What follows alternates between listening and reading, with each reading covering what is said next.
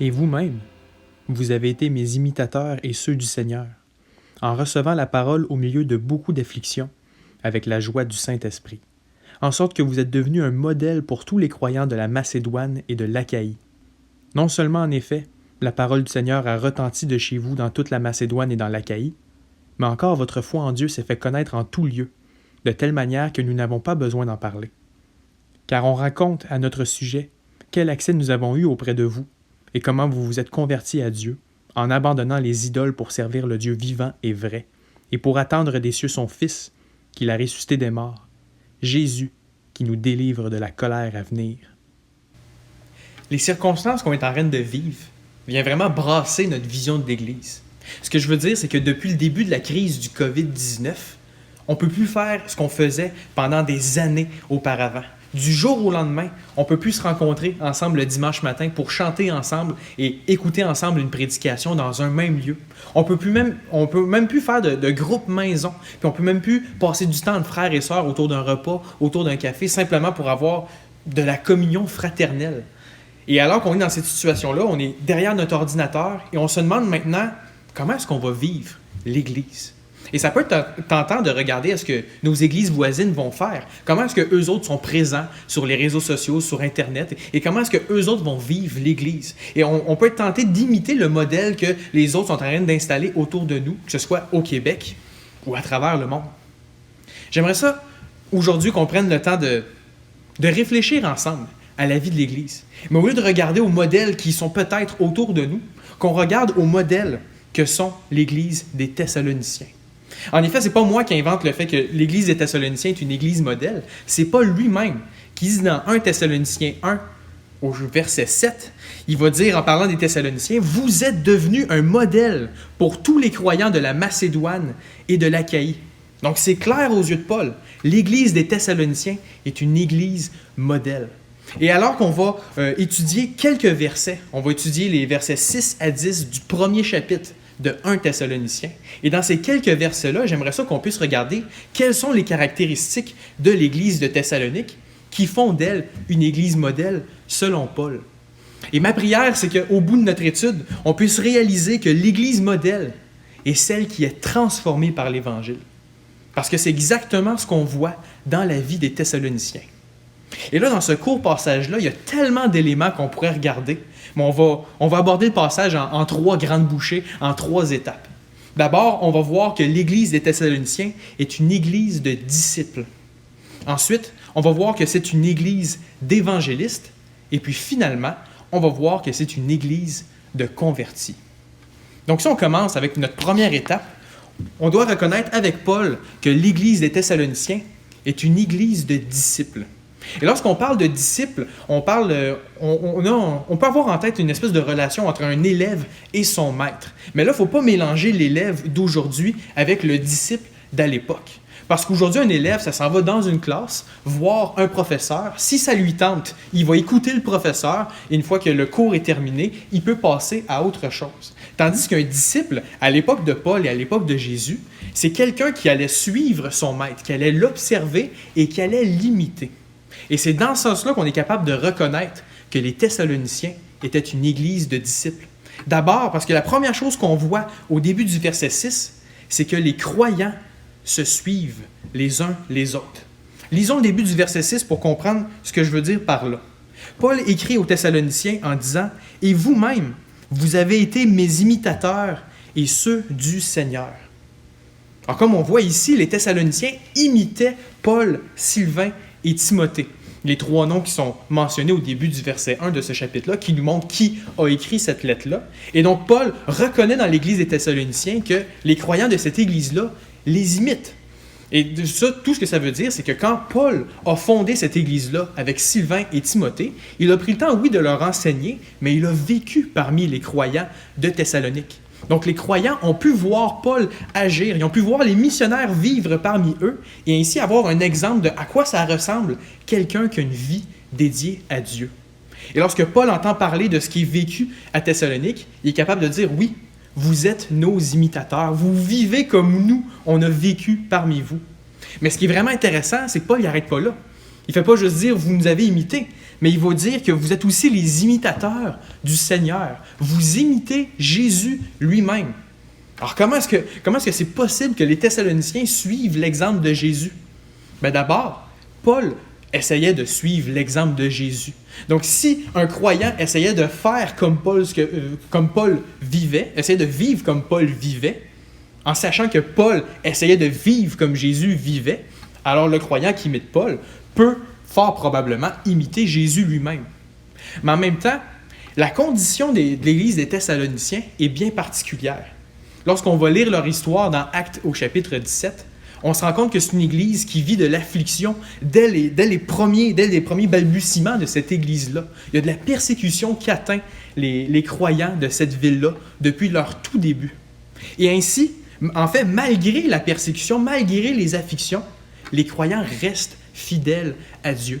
Et dans ce sens-là, on peut dire qu'ils imitent le Seigneur, qui, Jésus, ayant marché sur terre, a marché comme un homme et il a fait face à des tentations, mais aussi à la souffrance. Et malgré les tentations, malgré la souffrance, il est resté fidèle à son Père céleste. Alors, dans ce sens-là, on peut comprendre effectivement que l'Église des Thessaloniciens est remplie de croyants qui se suivent les uns les autres. Et la vie de disciple, le fait de s'imiter les uns les autres, ça, c'est digne de l'histoire du christianisme au complet. On peut penser à Jésus lorsqu'il a marché sur terre, justement. Il n'a pas marché tout seul. Il a choisi 12 disciples qui l'ont suivi particulièrement. Il y avait plein de foules aussi qui choisissaient de suivre Jésus. Mais à partir des 12 disciples qui étaient très proches de Jésus, il y en a fait les 11 des 12, en fait, étaient les apôtres de l'Église une fois que Jésus est remonté au ciel. Et ces apôtres-là ont essayé de marcher comme Jésus a marché et ont incité d'autres personnes à les suivre. Et donc, les disciples des apôtres ont imité le modèle que les apôtres ont fait et ces disciples-là ont formé des disciples à leur tour, etc. Pensons-y. Regardons notre propre vie. Comment est-ce qu'on a appris à lire notre Bible? Comment est-ce qu'on a appris à prier? Comment est-ce qu'on a appris à témoigner de l'Évangile de Dieu, si ce n'est que quelqu'un d'autre nous a montré comment faire ou que nous avons essayé d'imiter quelqu'un d'autre? La vie de disciple est l'une des caractéristiques du christianisme, où on a des modèles autour de nous qui vont venir influencer notre vie chrétienne. Alors là, on a déjà une première réflexion pour notre Église. Qui sont nos modèles dans l'Église? Qui est-ce qu'on va suivre? Vers qui on va se tourner si on veut apprendre à prier? Vers qui est-ce qu'on va se tourner si on veut lire notre Bible et passer du temps avec Dieu? Et à qui on va s'attacher si on veut apprendre à partager l'Évangile d'une manière efficace et d'une manière qui glorifie Dieu? Il faut qu'on ait des modèles autour de nous. En fait, veut pas, on a des modèles autour de nous. Mais est-ce que ce sont de bons modèles ou de mauvais modèles? Du moins, lorsqu'on suit de bons modèles, on peut se ramasser à suivre l'exemple du Seigneur Jésus lui-même. Oui, dans l'Église des Thessaloniciens, les croyants se suivent les uns les autres. Et c'est la vie de disciples qu'on voyait à l'Église des Thessaloniciens ne se limitait pas à se suivre les uns les autres. Comme je l'ai mentionné, l'Église était prise avec des afflictions particulières. Mais à travers les afflictions, on se rend compte que l'Église des Thessaloniciens était remplie de croyants qui sont soutenus. Lisons la suite du verset 6 pour comprendre ce que je veux dire. Où Paul dit à ses lecteurs, « Et vous avez été mes imitateurs et ceux du Seigneur, en recevant la parole au milieu de beaucoup d'afflictions, avec la joie du Saint-Esprit. » Donc les Thessaloniciens ont reçu la parole de Dieu, ont reçu l'Évangile au sein des difficultés, au sein de la persécution. La situation des Thessaloniciens n'était vraiment pas facile. Et lorsque Paul a quitté la ville, en fait, si Paul a quitté la ville, c'était à cause de la persécution. Et c'est l'une des raisons pour lesquelles Paul envoie une lettre à l'Église des Thessaloniciens, parce qu'il voulait savoir ce qui se passait dans cette Église-là. Il voulait continuer de prendre soin d'eux autres. Et il a été agréablement surpris de savoir que malgré l'affliction qui était vécue au sein de l'Église des Thessaloniciens, les croyants étaient remplis de ce que Paul appelle la joie du Saint-Esprit. Et ça, c'est complètement contradictoire. Parce que lorsqu'on vit des difficultés, c'est pas le temps de se réjouir, comme si on était complètement fou et qu'on ne voyait pas les difficultés. Mais ce que Paul est en train de dire, c'est pas « vous avez ignoré les difficultés ». Non, c'est que vous avez vécu réellement l'affliction, mais au sein de l'affliction, vous avez expérimenté la joie du Saint-Esprit. Donc, je le répète, pas qu'on était joyeux, pas que les Thessaloniciens étaient joyeux de vivre l'affliction, mais plutôt qu'ils pouvaient toujours se réjouir en Dieu malgré l'affliction qui était vécue. Et ils sont restés fidèles envers Dieu malgré l'épreuve. En fait, l'épreuve n'est pas une mauvaise chose. C'est pas pour rien que Jacques, dans son épître, va dire d'accueillir avec joie les diverses épreuves. Parce que lorsqu'on vit une épreuve, c'est un peu comme le stage de notre foi. Et je parle de stage parce que j'ai étudié en enseignement au secondaire et j'ai eu plusieurs stages pendant mon parcours. Et à l'université, on nous apprenait comment s'occuper du comportement des élèves en classe. Et alors que j'étudiais pour ce cours-là, j'ai étudié pour être capable d'avoir les bonnes réponses à l'examen. Dans telle situation, tu fais telle chose avec tel élève et dans telle autre situation, tu réagis de telle autre façon. Et j'ai pu avoir un excellent score à mon évaluation finale de ce cours-là. Mais il fallait que j'arrive en stage pour vérifier si j'avais réellement assimilé les notions que j'avais apprises à l'université. Pour savoir si la théorie était seulement restée dans ma tête ou si je pouvais réellement la mettre en pratique. Et c'est un peu la même chose avec la foi chrétienne. C'est qu'il y a plusieurs connaissances qui nous sont données de la parole de Dieu. Ces connaissances-là sont bonnes, mais c'est à travers les difficultés que notre foi est mise à l'épreuve et qu'on est capable d'apprécier la qualité de notre foi. Et alors que les Thessaloniciens vivaient l'affliction, Paul constate qu'ils étaient toujours soutenus par la joie du Saint-Esprit.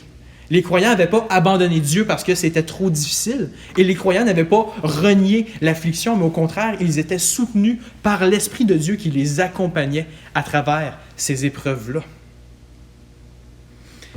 Dans la crise du COVID-19, il y a plusieurs choses. Notre foi peut être facilement mise à l'épreuve. Et on peut se poser la question, où est notre joie en tant qu'Église? Est-ce que notre joie était dans un style de vie? Parce que si c'est le cas, c'est vrai que c'est frustrant. Notre style de vie qui allait tellement vite vient d'être freiné du jour au lendemain à cause du coronavirus. À travers le confinement qui est prolongé, à travers les souffrances que certains d'entre nous vont vivre, où est notre joie? Et c'est un bon révélateur d'où se trouve réellement notre joie. Parce que l'Esprit de Dieu vient accompagner l'Église de Dieu. Et l'Église de Dieu ne sera pas épargnée des souffrances, ne sera pas épargnée des difficultés. Mais à travers elle, Dieu est capable de nous soutenir par sa joie. Une joie qui vient de l'Esprit, qui est complètement contradictoire avec ce qu'on est en train de vivre. Et c'est pourtant le soutien que Dieu est capable de donner à ses enfants dans l'épreuve. L'Église n'est jamais laissée à elle-même.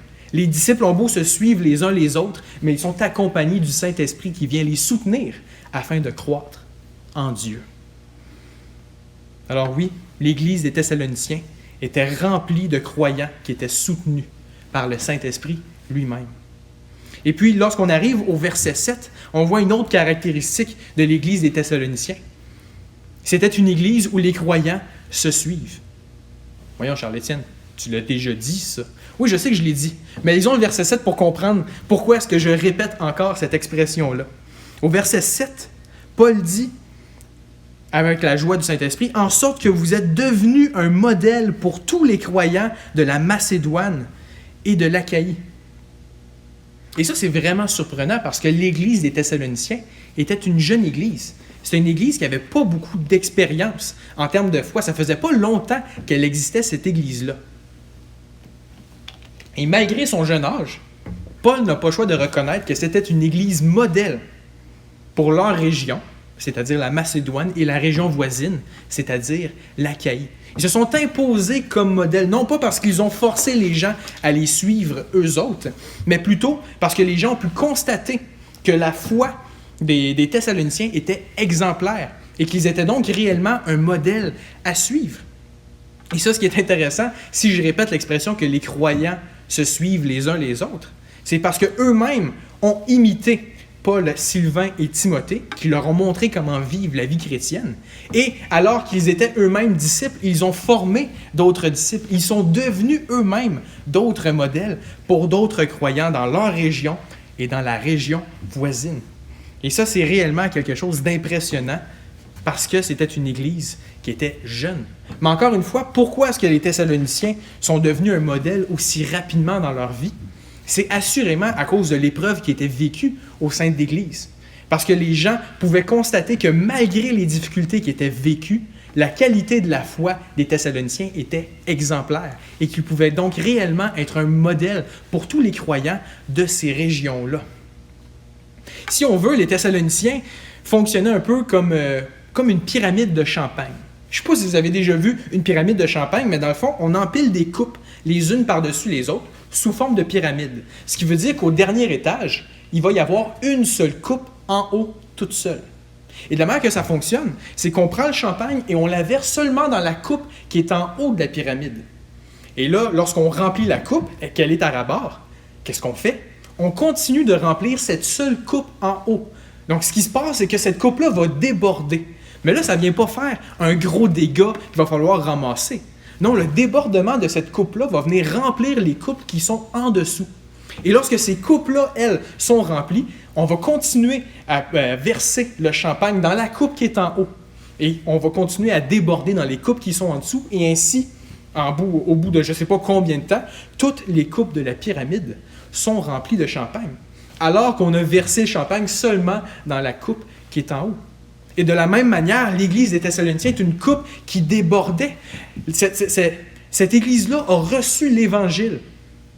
Ils n'ont pas été capables de le garder pour eux-mêmes. Ça l'a débordé sur les églises de leur région et de la région voisine. Alors là, on peut avoir une autre réflexion pour notre Église. Qu'est-ce qui déborde de notre Église? Comment est-ce qu'on va atteindre nos voisins, les églises voisines et les non-croyants qui sont autour de nous? Qu'est-ce qui sort de notre vie d'Église? Quel est l'impact que nous avons? Les Thessaloniciens ne pouvaient pas garder l'Évangile. Ils ont été atteindre leur région et la région voisine de l'Évangile. Donc oui, on constate avec Paul que l'Église des Thessaloniciens était une Église de disciples. Mais lorsqu'on arrive au verset 8, on se rend compte que les Thessaloniciens étaient aussi une Église d'évangélistes. En effet, Paul constate que l'une des missions des Thessaloniciens était la communication de l'Évangile. Lisons le début du verset 8 pour comprendre. Au verset 8, Paul dit « Non seulement, en effet, la parole du Seigneur a retenti de chez vous dans la Macédoine et dans l'Achaïe. » On va arrêter ici. La parole du Seigneur a retenti chez vous dans votre région et dans les régions voisines. Les Thessaloniciens partageaient l'Évangile. Si on veut, c'est le premier débordement. La première chose qui sortait de l'Église des Thessaloniciens, c'était la parole de Dieu, la bonne nouvelle pour toutes les nations, la bonne nouvelle pour les pécheurs. Et ce qui est intéressant, c'est que Paul dit que la parole de Dieu a retenti. Et ça me fait penser à une cloche. Et ici, je pense à une cloche parce que j'ai grandi à Montréal. Et il y a certaines personnes qui vont considérer Montréal, qui vont décrire Montréal comme étant l'île aux 1001 clochers.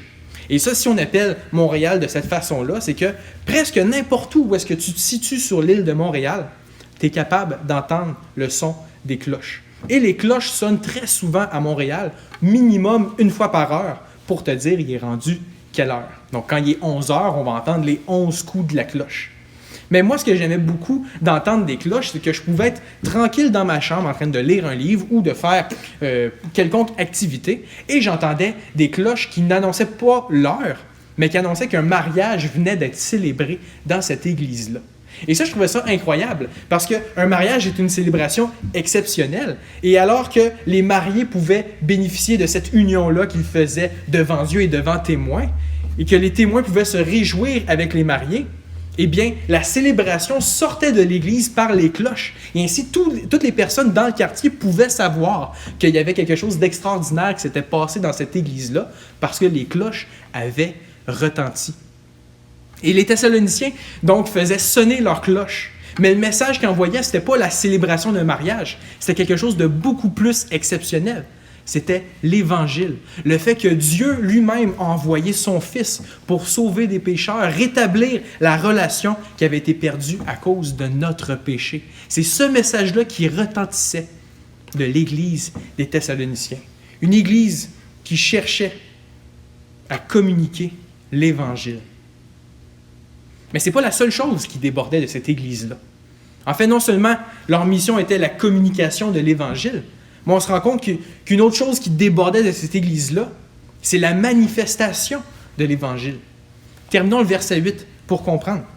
Où Paul va dire au début du verset 8, il va dire « Non seulement, en effet, la parole du Seigneur a retenti de chez vous dans la Macédoine et dans l'Achaïe, mais encore votre foi en Dieu s'est fait connaître en tout lieu, de telle manière que nous n'avons pas besoin d'en parler. » Donc, comme on a vu, l'Évangile avait retenti de cette Église-là, mais ce n'était pas seulement l'Évangile qui était reconnu par les Thessaloniciens. Il n'était pas la seule chose que les Thessaloniciens communiquaient, mais leur foi avait atteint les églises de leur région et des régions voisines. Et quand on parle de foi, ou on parle de cette conviction et de cette confiance-là en Jésus-Christ et en son œuvre parfaite. Mais lorsqu'on place notre foi en Jésus, c'est censé emmener un changement radical de vie. Et c'est justement ça qui pouvait être manifesté. Alors qu'ils disaient faire confiance en Jésus, eh bien, ils avaient une vie qui témoignait de cette foi-là véritable qu'ils avaient en lui. Et la foi des Thessaloniciens était impressionnante. On se le rappelle, parce qu'ils vivaient au sein de l'affliction. Et malgré les difficultés qui étaient vécues, ils avaient une foi qui manifestait une vie transformée par l'Évangile. Et ce qui est vraiment impressionnant, c'est que Paul est en train de dire que la foi a été plus loin que la parole de Dieu elle-même. Ce que je veux dire, c'est qu'au début du verset 8, il va dire que la parole de Dieu a retenti jusque dans la Macédoine et dans l'Achaïe, donc 2 régions autour de Thessalonique.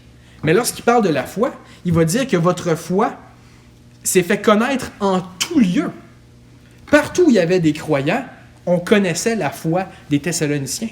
Et c'était tellement connu que Paul dit, on n'a même pas besoin de parler de votre foi. Tout le monde connaît la foi des Thessaloniciens. Et ça, c'est vraiment impressionnant.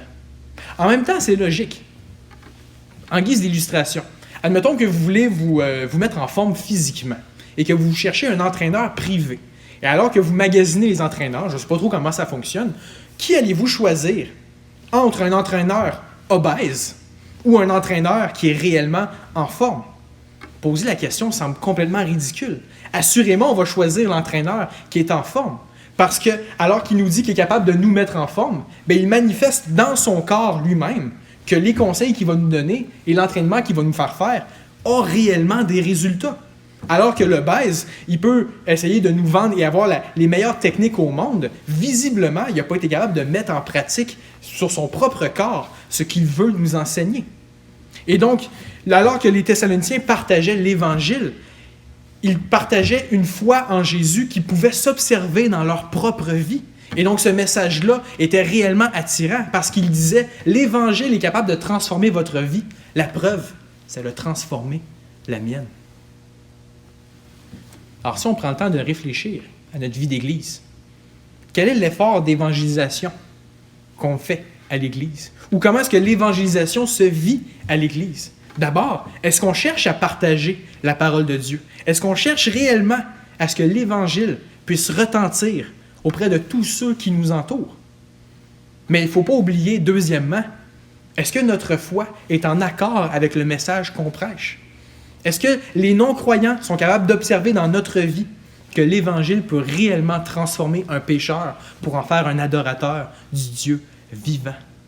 Prenons le temps de réfléchir à l'évangélisation dans notre Église. Mais alors qu'on regarde le modèle des Thessaloniciens, on n'a pas le choix de reconnaître que c'était une Église d'évangélistes. Lorsqu'on arrive au versets 9 et 10, on se rend compte finalement que l'Église des Thessaloniciens était aussi une Église de convertis. Et lorsque je parle de conversion, je parle justement de cette vie transformée-là. Parce que la conversion est intimement liée à la repentance. La repentance, c'est de faire un demi-tour. J'allais dans cette direction-là, et lorsque je me repens, ça veut dire que maintenant, je m'en vais dans cette direction-là. Et donc, la conversion parle de ce changement de vie-là. Le fait qu'on n'a pas juste rajouté quelque chose à notre vie, mais notre vie a réellement été transformée. Et c'est ce qu'on pouvait observer dans la vie des Thessaloniciens. Et donc, dans les versets 9 et 10, Paul va pouvoir donner des exemples de comment est-ce que leur foi a été reconnue. On est capable de voir que vous vous êtes convertis à Dieu à cause de plusieurs éléments. Et là, le premier élément que Paul mentionne, c'est l'accueil des apôtres. Et ça peut être surprenant. Mais lisons le début du verset 9 pour voir ce que Paul a à dire aux Thessaloniciens. Au début du verset 9, c'est écrit « Car on raconte à notre sujet quel accès nous avons eu auprès de vous et comment vous vous êtes convertis à Dieu. » Alors Paul, il rappelle ici comment est-ce que lui, Sylvain et Timothée ont été accueillis dans la ville des Thessaloniciens par ceux qui sont devenus des croyants. Donc alors que Paul parle de la manifestation de la foi des Thessaloniciens, alors que dans les versets 9 et 10, il parle de la conversion des Thessaloniciens, il fait appel à lorsque lui et ses compagnons ont été accueillis dans la ville. Et il se rend compte que lorsqu'il est rentré dans la ville, l'Évangile a été reçu d'une manière complètement extraordinaire. Et lorsqu'on essaye d'évangéliser autour de nous, c'est rare que l'Évangile est super bien reçu. En fait, la norme, c'est que les gens résistent à la parole de Dieu parce que les gens ne veulent pas se tourner vers Dieu. Mais lorsque Paul a été dans la ville de Thessalonique avec ses compagnons, il s'est rendu compte que l'accueil a été plutôt favorable. Non pas par les Juifs dans les synagogues dans lesquelles il a été, mais du moins, l'Église qui s'est formée assez rapidement. Ils ont reçu l'Évangile avec joie. Et on se rend compte que le lien avec la conversion, c'est que Dieu avait préparé le cœur des Thessaloniciens à recevoir cette bonne nouvelle-là, à recevoir sa parole. Et donc, avant même que Paul, Sylvain et Timothée arrivent dans cette ville-là, si on veut, les Thessaloniciens étaient mûrs, prêts à recevoir l'Évangile et à se convertir lorsqu'ils allaient l'entendre. Donc, Dieu lui-même avait préparé le cœur des Thessaloniciens. Et cette préparation-là, elle est surnaturelle, elle est extrêmement difficile à expliquer d'une manière rationnelle. Dieu était intervenu pour que les Thessaloniciens puissent recevoir l'Évangile avec joie. Et alors qu'on regarde à notre propre vie, on se rend compte que chacune des conversions dans l'Église a eu un moment de préparation dans notre vie. Peut-être que cette préparation-là que Dieu a faite dans votre vie s'est passée même avant votre naissance. Parce que vos parents se sont convertis alors que vous n'existiez pas encore dans ce monde-ci. Peut-être que votre préparation a été d'assister à l'Église à tous les dimanches pendant toute votre jeunesse. Et alors que vous avez entendu l'Évangile dimanche après dimanche, à un moment donné, il y a eu votre conversion où l'Évangile a été reçu dans votre cœur. Mais du moins, ça ne néglige pas toutes les fois que vous l'avez entendu auparavant. Dieu préparait votre cœur jusqu'à ce moment-là où vous vous êtes convertis.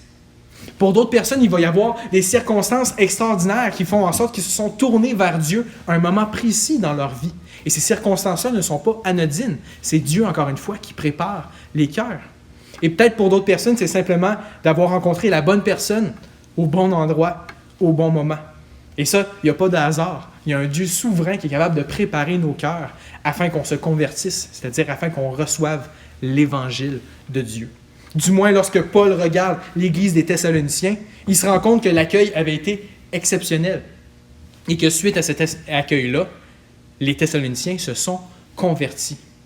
Et là, dans la suite du verset 9 et au verset 10, on voit les différentes étapes ou les différents éléments qui manifestent une véritable conversion. Alors, le deuxième élément que Paul va mentionner ici au verset 9, c'est l'abandon des idoles par les Thessaloniciens. Lisons le verset 9 pour comprendre. Où Paul dit comment vous vous êtes convertis à Dieu en abandonnant les idoles. Tout simplement. La conversion dans la vie des Thessaloniciens n'a pas fait en sorte qu'ils ont rajouté l'Évangile à leur style de vie auparavant. Non, ils ont rejeté leur ancienne vie pour se tourner vers une nouvelle vie.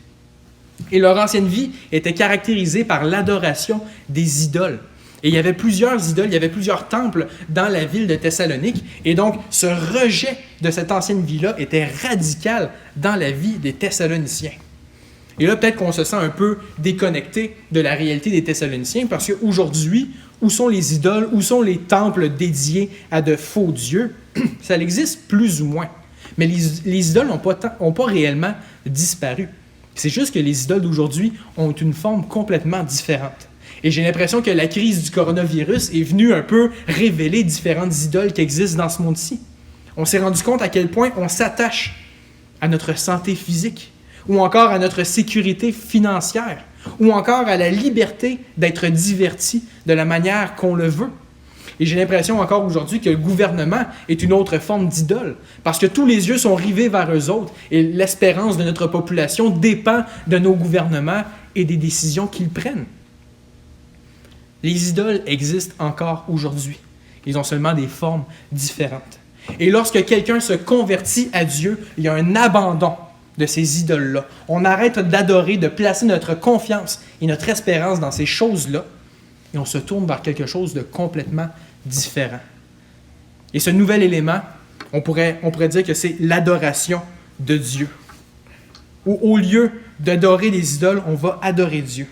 Et ça, on voit ça à la fin du verset 9, où Paul dit « Vous vous êtes convertis en abandonnant les idoles pour servir le Dieu vivant et vrai. » Donc, je le répète, ils n'ont pas rajouté Dieu dans leur ensemble de divinités qu'ils adoraient. Non, ils ont rejeté toutes les fausses divinités pour adorer le Dieu vivant et vrai.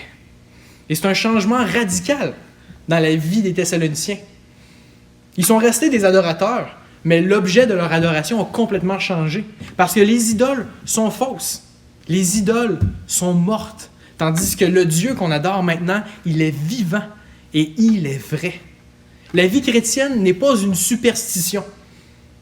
C'est pas une pensée magique en un Dieu qui est capable de tout nous donner. Non, c'est d'avoir une relation avec le Dieu vivant. Je suis capable de lui parler par la prière et lui, il me parle par sa parole. J'ai une réelle relation avec ce Dieu-là. Et notre Dieu, nous pouvons connaître la vérité parce que notre Dieu est vrai. Et c'est lui qui est capable de nous dire ce qui est vrai de ce qui est faux. Du moins en matière de foi et en matière de pratique. Et la vérité qui nous est révélée par notre Dieu qui est vrai va venir changer notre vie. Il va venir changer notre mort. C'est un changement radical qui pouvait être observé dans la vie des Thessaloniciens. Ils avaient abandonné les idoles qui sont fausses et mortes pour adorer le Dieu vivant et vrai. Quel changement incroyable! Mais le changement dans la vie des Thessaloniciens n'arrêtait pas là. On se rend compte aussi qu'un autre changement qu'il y avait dans le cœur de ces croyants-là, c'était leur attente de Jésus. Ici, on voit ça au verset 10 qu'on va lire à l'instant, où Paul dit qu'ils ont abandonné les idoles pour servir le Dieu vivant et vrai et pour attendre des cieux son Fils, qu'il a ressuscité des morts, Jésus, qui nous délivre de la colère à venir. La nouvelle vie des Thessaloniciens était maintenant une vie orientée vers Jésus. Leur regard était toujours orienté vers le Christ. Et c'est vraiment intéressant de voir comment est-ce que Paul décrit ce Jésus-là dans ce court verset-là. D'abord, il va dire qu'on l'attend des cieux. Donc, les Thessaloniciens reconnaissent que Jésus est maintenant assis à la droite de Dieu, en train de régner sur toutes choses. Et qu'alors qu'il va revenir, il va le descendre du ciel lui-même, il va descendre de la place qu'il avait auprès de son Père céleste. Il est aussi décrit comme étant le Fils de Dieu. Donc celui qui a réellement marché sur terre, qui a pleinement accompli la volonté et qu'on connaissait sous le nom de Jésus. Et ce Jésus-là est revenu d'entre les morts. Il a manifesté à quel point il était puissant, à quel point le péché ne pouvait rien contre lui. Même la mort a été vaincue par ce Seigneur Jésus. Et qu'est-ce que ça change? Pourquoi est-ce que les croyants se tournent vers Jésus?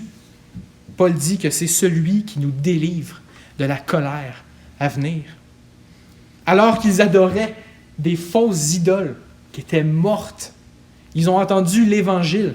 Ils ont appris à connaître un Dieu qui était 3 fois saint, qui lui était vivant, et que c'était un Dieu jaloux, qu'il n'aimait pas voir ses créatures adorer autre chose que lui. Ils ont reconnu leur péché. Et ils savaient que leur péché méritait la colère de Dieu, que leur péché devait être effacé par celui qui est 3 fois saint. Mais on est incapable de nous libérer par nous-mêmes de notre propre péché. Et c'est pour ça que ce Jésus, le Fils de Dieu, que Dieu a ressuscité d'entre les morts, est notre espérance. Parce que par son sacrifice, par sa mort et sa résurrection, lorsqu'on croit en Jésus-Christ, on peut être pleinement pardonné de nos péchés. Et alors qu'on est pleinement libéré de la colère de Dieu, qui va se manifester un jour dans le futur, eh bien nous, on sait qu'on va éviter cette colère-là. Et qu'au contraire, lorsqu'on va voir le Fils descendre des cieux, on va aller le rejoindre pour l'éternité. Et c'est pour ça que les Thessaloniciens attendaient le retour de Jésus. Rappelons-le encore, les Thessaloniciens vivaient dans l'affliction. Et alors qu'ils voulaient adorer le Dieu vivant et vrai, ils se faisaient persécuter à cause de leur foi. Mais leur espérance n'était pas d'être libérés des circonstances, mais plutôt d'aller rejoindre le Seigneur Jésus pour l'éternité. La vie des croyants, elle est centrée sur Jésus parce que c'est lui qui nous libère du péché et qui nous donne un espoir éternel. Maintenant, lorsqu'on réfléchit à notre vie d'Église, on n'a pas le choix de constater que l'Église est censée vivre d'une manière complètement différente de ce qu'on remarque dans le reste du monde. Parce que notre vie est caractérisée par un avant et un après.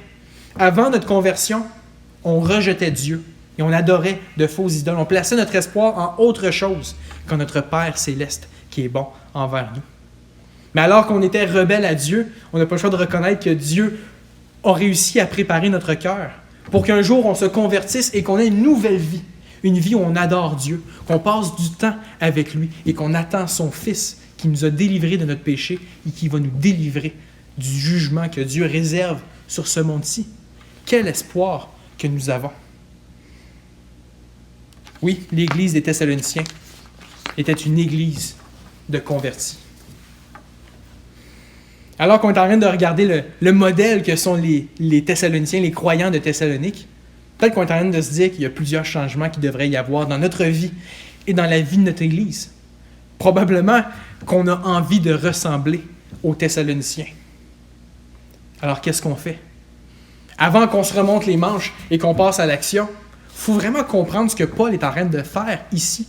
Paul n'est pas en train de donner les instructions pour être une bonne Église. Paul non plus n'est pas en train de féliciter les Thessaloniciens parce qu'ils ont réussi à devenir une bonne Église. Non. Si on relit le verset 2, Paul dit « Nous rendons continuellement grâce à Dieu pour vous tous ». Le contexte des versets 6 à 10, c'est Paul qui rend grâce à Dieu. Et pourquoi est-ce qu'il dit « Merci Dieu » ? Pas parce que les Thessaloniciens sont capables d'avoir une Église modèle comme ça, mais parce que Dieu, par son Évangile, est venu transformer radicalement la vie des Thessaloniciens pour faire d'eux une Église modèle pour la Macédoine, l'Achaïe et en tout lieu. Donc c'est l'Évangile de Dieu qui est assez puissant pour venir nous transformer. C'est d'ailleurs ce que Paul va dire aux Romains. Dans Romains 1 au verset 16, il va dire « Car je n'ai point honte de l'Évangile, parce que c'est la puissance de Dieu pour le salut de quiconque croit. » Nous n'avons pas la puissance en nous-mêmes pour rendre notre Église meilleure que ce qu'elle est. Mais Jésus, par l'Évangile, par la bonne nouvelle qu'il a prêchée sur terre, est capable de nous transformer radicalement et de venir réformer l'Église, afin que notre vie d'Église vienne glorifier Dieu dans tous ses aspects. Alors non, ce n'est pas le temps de se remonter les manches et de penser à l'action. Non, c'est le temps de tomber à genoux devant ce Dieu-là. Et d'abord, prenons le temps de célébrer Dieu pour la transformation qu'il a fait dans notre vie. Il a préparé notre cœur avant même qu'on le connaisse. Il est venu transformer notre vie par son Évangile, venant mettre à terre toutes les idoles qu'on avait, qu'on puisse maintenant passer du temps avec lui et l'adorer lui seul, le Dieu vivant et vrai. Et alors qu'on est à genoux, on devrait se joindre à Pierre, qui dans 1 Pierre au chapitre 5 au verset 6 a dit à ses lecteurs « Humiliez-vous donc sous la puissante main de Dieu, afin qu'il vous élève au temps convenable. » Donc non, au lieu de se tourner les manches, humilions-nous devant Dieu et reconnaissons que sans lui, on ne peut rien faire. Mais Dieu, par sa puissance, est capable de venir nous transformer radicalement. Et alors qu'on est encore à genoux, on peut déjà célébrer Dieu et lui rendre grâce pour les transformations qu'il va opérer dans son Église. Oui, tournons-nous vers Dieu, qui lui est capable de nous transformer par son Évangile. Prions.